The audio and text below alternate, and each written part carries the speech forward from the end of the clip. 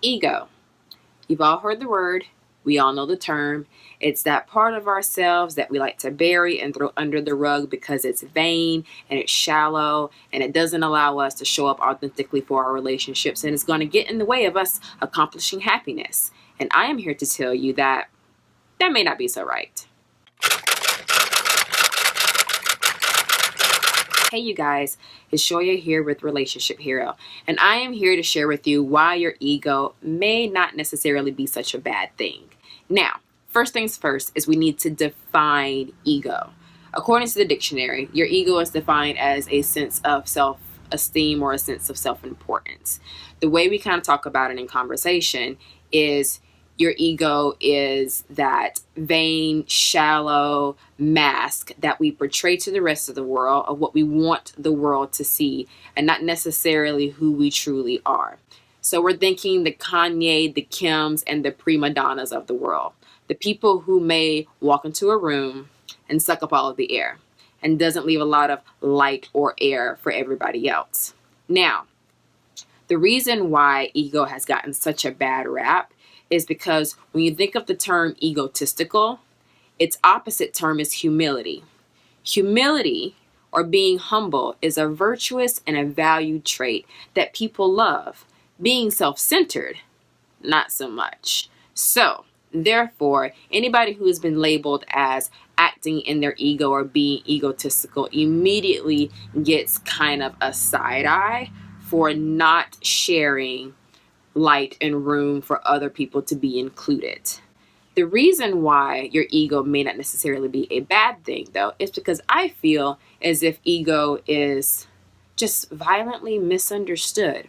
So, your ego really can play two roles. The first role is it is a bit of a mask, but it doesn't have to be the kind of mask that prevents you from showing up for relationships authentically. People need to earn your story.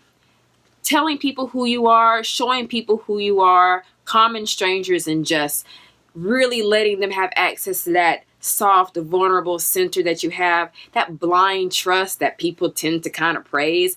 It's not virtuous. It's actually pretty stupid. It's not smart. I would not do it. People need to earn your story. Not everybody who is out there who looks like they should be for you is actually for you, right? So your ego allows you to portray a bit of yourself long enough to assess whether the person that you're spending time with is going to hurt you or serve you, right? In which case, your ego is there to keep you from being run over emotionally speaking.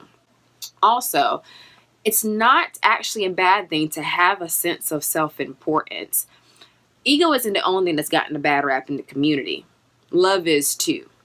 Sacrifice has been masquerading as love for God knows how long, in which case we tend to praise and promote people who set themselves on fire in order to keep other people warm, or people who make themselves smaller in order to make sure that everybody else is seen and included. Again, we love the idea of inclusivity.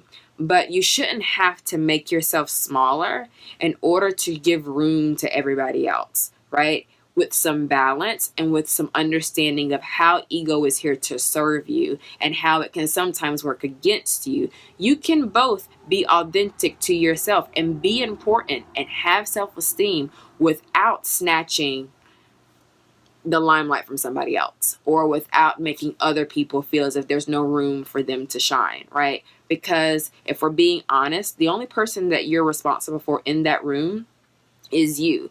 If Susie Carmichael over there does not feel like she can stand up or speak up for herself, that's Susie Carmichael's problem, not yours.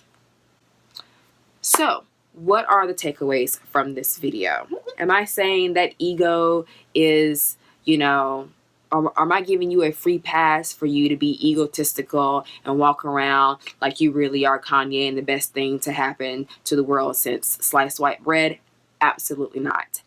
I am saying that if you take the time to understand how your ego is here to serve you and how you can hold room for your self-importance while also holding space for other people to show up as well, then you can protect yourself and show up for your relationships authentically without showing up too fast, or giving up too much of yourself to the point where there's nothing left.